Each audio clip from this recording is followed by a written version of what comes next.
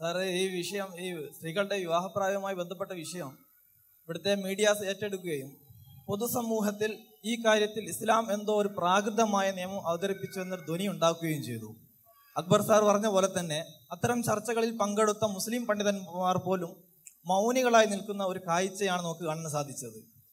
ഈ വിഷയത്തെക്കുറിച്ച് ആധികാരികമായി അറിയുകയും അറിഞ്ഞ നിച്ച് ഓഫ് ട്രൂത്തിന്റെ പ്രവർത്തകരാരും ഇത്തരം ചർച്ചകൾ കാണുകയോ അഭിപ്രായം പറയുകയോ മാധ്യമങ്ങളെ പോലും സത്യം എന്താണ് എന്ന് പറഞ്ഞ് മനസ്സിലാക്കി കൊടുക്കാൻ എന്തെങ്കിലും ഒരു പ്രവർത്തനം അവരുടെ ഭാഗത്ത് ഉണ്ടായതായോ കാണുന്നില്ല.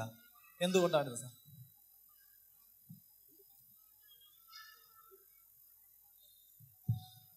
എന്തുകൊണ്ടാണ് ഈ വിഷയത്തിൽ മാധ്യമങ്ങൾ ഒരു ഏകപക്ഷീയമായ നിലപാടെടുത്തപ്പോൾ നിച്ച് ഓഫ് ട്രൂത്തിനെ പോലെയുള്ള ആളുകൾ ഇടപെടാതിരുന്നത് എന്നാണ് ചോദ്യം.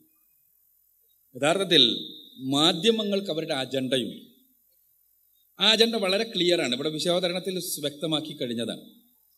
മാധ്യമങ്ങൾക്ക് ഈ വിഷയം എടുത്തിടുന്ന സന്ദർഭത്തിൽ കൃത്യമായ അജണ്ടയുണ്ട്.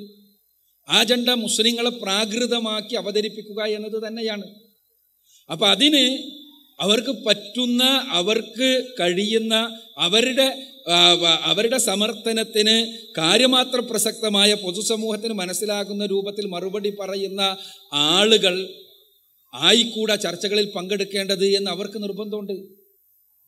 അതുകൊണ്ട് തന്നെ ആ രൂപത്തിലുള്ള ചർച്ചകളെ നടക്കൂ.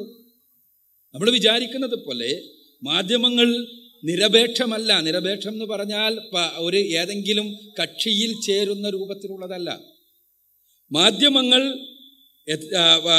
കേരളത്തിൻ്റെ മാധ്യമങ്ങൾ, പൊതുമാധ്യമങ്ങൾ പരിശോധിച്ചാൽ നമുക്ക് കാണാൻ കഴിയുക അവയെല്ലാം തന്നെ വളരെ കൃത്യമായ അന്താരാഷ്ട്ര സാമ്രാജ്യത്വ മാധ്യമ തമ്പുരാക്കന്മാർ നൽകുന്ന വിവരങ്ങളെ കാര്യമായ സിന്തസിസ് ഒന്നും നടത്താതെ അവരുടേതായ തലത്തിൽ അവതരിപ്പിച്ച് തങ്ങളുടെ അസ്തിത്വം സ്ഥാപിക്കുക എന്ന ദൗത്യം നിർവഹിക്കുന്നവയാണ് എന്നുള്ളതാണ് പൊതുവായ അവസ്ഥ.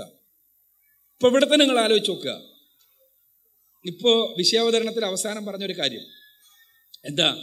ചൈന അവരുടെ ജനസംഖ്യാ നയം തിരുത്തുന്നു. എൻ്റെ സഹസിലുള്ള എത്ര ആളുകൾ അതിനെക്കുറിച്ച് കൃത്യമായി ഒരു മാധ്യമ ചർച്ച കേട്ടു? കമ്മ്യൂണിസത്തെ അനുകൂലിക്കുന്നവരും എതിർക്കുന്നവരും അല്ലല്ലോ, എല്ലാ മാധ്യമങ്ങളിലുണ്ടല്ലോ. എന്താ വിഷയം ചർച്ച ചെയ്യാത്തത്? ചൈന എന്തുകൊണ്ടാണ് അവരുടെ ജനസംഖ്യാ നയം തിരുത്തുന്നത്? ചൈന രാജ്യം 2030 വൃദ്ധന്മാരുടെ നാടാകാൻ പോകുന്നു. വൃദ്ധന്മാരുടെ നാടാകാൻ പോകുകയാണ് ചൈന രാജ്യം. രാജ്യത്തിലെ പകുതിയിലധികം ആളുകളും 65 വയസ്സിന് മുകളിലുള്ള ആളുകളായി തീരുന്ന ഒരു രാജ്യത്തിന്റെ ദുരവസ്ഥയെക്കുറിച്ച് ആലോചിച്ച് നോക്കാം നിങ്ങൾ. അതാണ് ചൈനയാകാൻ പോകുന്നത്. അത് തിരിച്ചറിഞ്ഞത് കൊണ്ടാണ് കമ്മ്യൂണിസ്റ്റ് പാർട്ടി പ്ലീനം അവിടെ ഇടപെട്ടിട്ടുള്ളത്. ചൈനയുടെ അതേ നയത്തിലേക്കാണ് ഇന്ത്യൻ്റെ പോക്ക്. നമ്മൾ നമുക്ക് രണ്ടായിരുന്നു, ഇപ്പോൾ നമ്മളൊന്ന് നമുക്കൊന്നാണ്. ഞാൻ പറയുന്നത് അതിന് സാമ്രാജ്യത്വത്തിന് അജണ്ടയുണ്ട്. ഇന്ത്യയും ചൈനയുമെല്ലാം മാനവ വിഭവശേഷി കൊണ്ടാണ് മുന്നോട്ട് പോവുക. മാനവ വിഭവശേഷിയാണ് നമ്മുടെ കയ്യിലുള്ള വലിയ സമ്പത്ത്. നമ്മുടെ മാനവ വിഭവശേഷിയാണ് എല്ലാവർക്കും ബേജാറ്. ആ മാനവ വിഭവശേഷിയെ വേണ്ട രൂപത്തിൽ ആസൂത്രണം ചെയ്ത് ഉപയോഗിച്ചു കഴിഞ്ഞാൽ ലോകത്തെ സാമ്പത്തിക മാപ്പിന്റെ നെറുകയിലേക്കാണ് ഇന്ത്യ പോകുന്നത്. ചൈനയെപ്പോലെ തന്നെ ചൈന പോകും. 2020 ആകുമ്പോഴേക്ക് ചൈന ലോകത്തിൻ്റെ സാമ്പത്തിക ഭൂപടത്തിൻ്റെ നെറുകയിലെത്തും.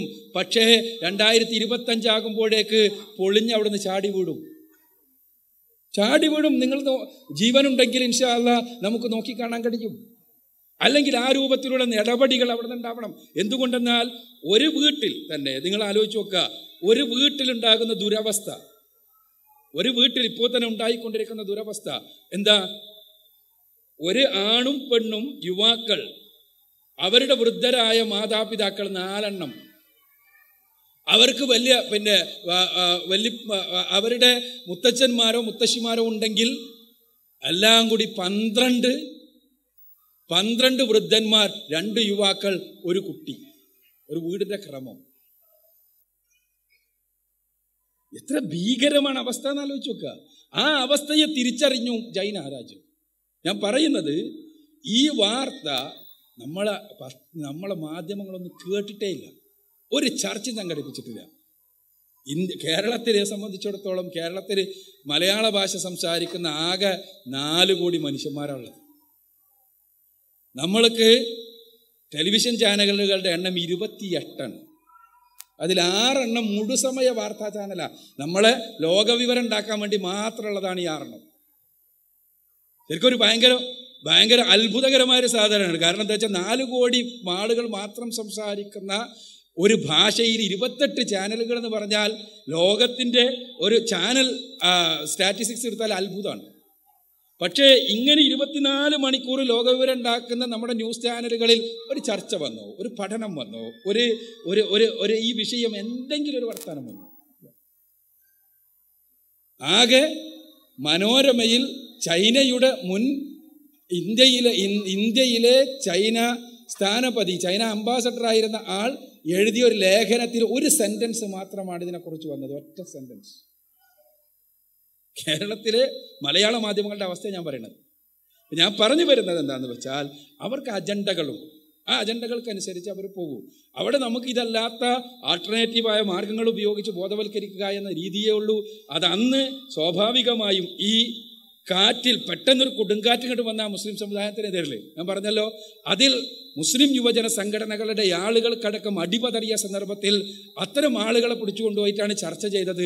ആ ചർച്ചയിൽ ഗോളില്ലാത്ത പോസ്റ്റിലേക്ക് ഗോളടിച്ചിട്ട് അവരെല്ലാം ജയിക്കുകയും ചെയ്തു എന്നുള്ളതാണ് ചർച്ചകളിലെ യഥാർത്ഥത്തിലുള്ള സംഭവം. അത് മാറണം. അതുകൊണ്ടാണ് പൊതുസമൂഹത്തിൽ ഇത്തരം ബോധവൽക്കരണ പരിപാടികൾ സംഘടിപ്പിക്കുവാൻ വേണ്ടി തീരുമാനിച്ചിട്ടുള്ളത് എന്നാണ് എനിക്ക് സൂചിപ്പിക്കാൻ.